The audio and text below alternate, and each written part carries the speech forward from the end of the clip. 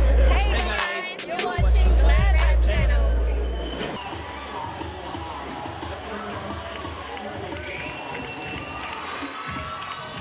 All right, welcome to the Auckland 8 Dare to Be Great, brought to you by Craig Thomson himself. We've got an 8-man challenge up tonight. With you on the mic, Isaac Savage, and beside me, the champ himself, Shay, Mr. Business Brock. Welcome, Shay. Yeah, thanks, Isaac. As always, it's a pleasure to be here with you calling these fights. Next up for fight 3, we've got a female fight, Jenna Manakau versus Kelsey Schroder.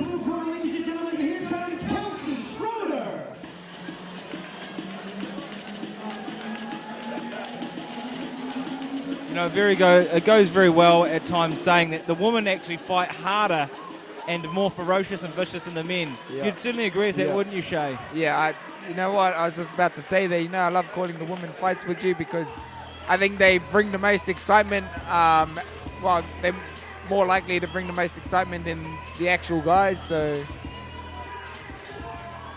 yeah, looking forward to this one. Both girls look in tip-top shape, so...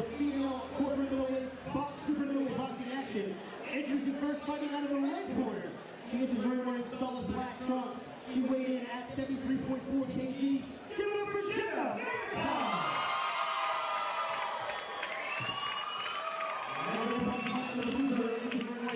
Manakau. She weighed in at 75.8 kgs. This is Kelsey Schroder. These two athletes with their own different charges and all the other runway.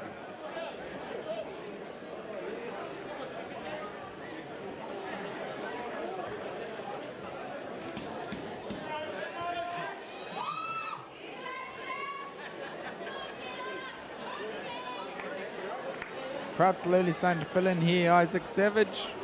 Yeah, they certainly are for this first female bout. We're up to bout number 3 for the night. Jenna Manakau in the red, Kelsey Schroder in the blue. Like we said, Jay, these girls leave nothing for their own home. They're vicious. They come forward. And we might not even see this go the distance like the earlier fight. Oh, we see Jenna's already locked herself in with the headgear there. She's ready to go.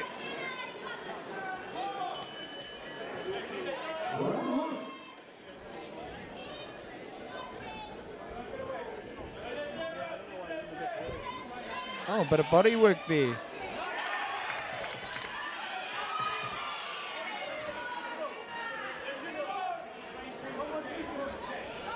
So we got a typical, classic, I should say, tall versus shorter fighter.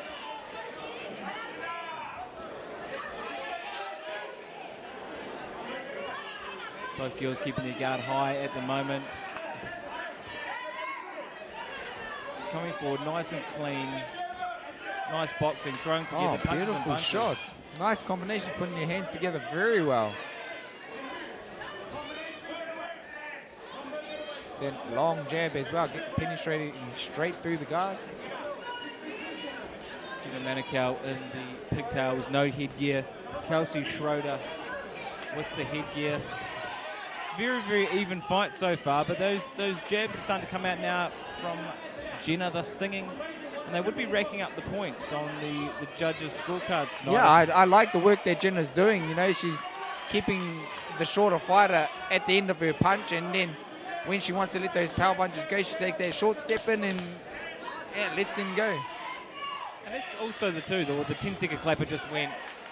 Jenna is certainly the And aggressor. that body work as well. I'm always impressed when I see corporate fighters use the body, go to the body a little bit more often.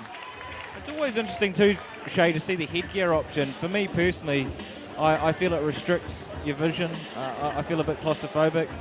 I would choose not to wear it in a first-time bout, but for the safety and protection of face, it does help as well. What are your thoughts on the headgear?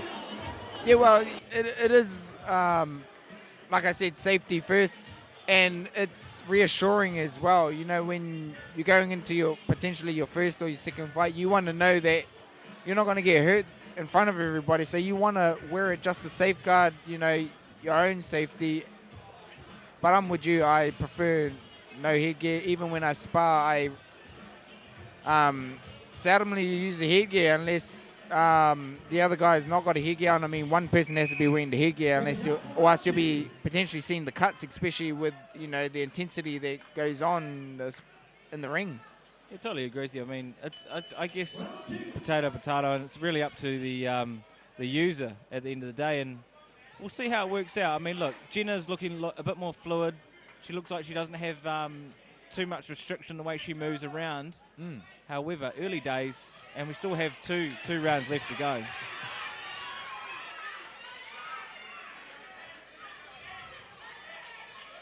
Well, there we've seen Kelsey coming forward on the front foot, but that was short-lived. I like the work that Jenna's doing. She's keeping her at bay, she's keeping her at length, and when she wants to, she applies the pressure when need be. Oh, just as we say that, though, Kelsey's coming forward, and there's nothing wrong with keeping a tight guard, Absolutely. It is a safe option. Oh, big shot there, too, from Kelsey, landing on the chin there of Jenna.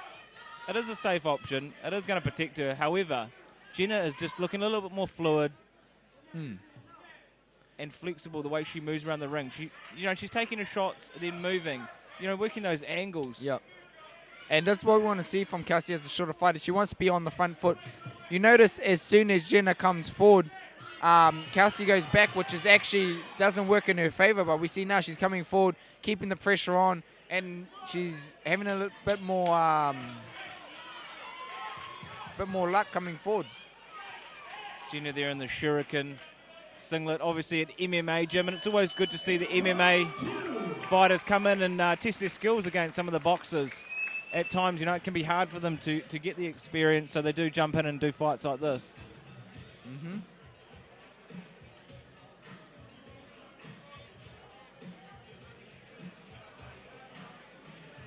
And you notice this straight away when some, a MMA fighter or kickboxer, Muay Thai fighter comes into the ring. It's a little unconventional, the style in boxing, but they're very comfortable because that is how they'll, they naturally fight in their preferred code.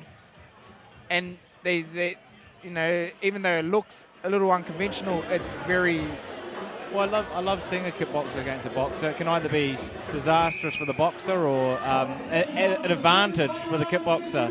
The angles that a boxer moves are sometimes quite difficult for a kickboxer, but the vicious ferocity, kind of never say die attitude of a kickboxer can be a little bit too much for a boxer. Absolutely.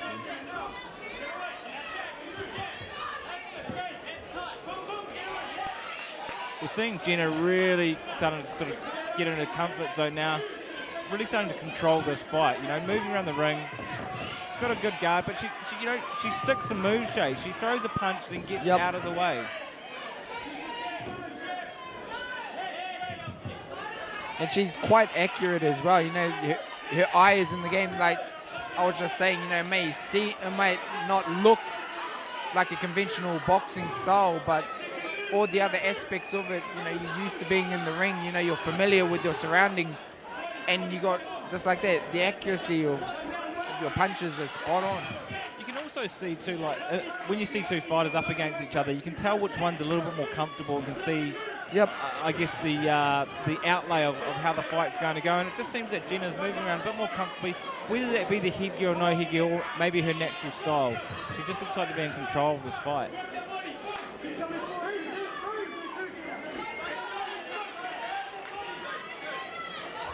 But as they say never, Shay, and one punch can end it all.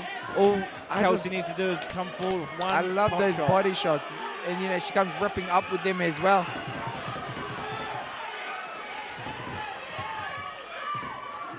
What we've got to remember too, this could be the first fight for both these ladies, so top effort for getting in there and doing it. Absolutely.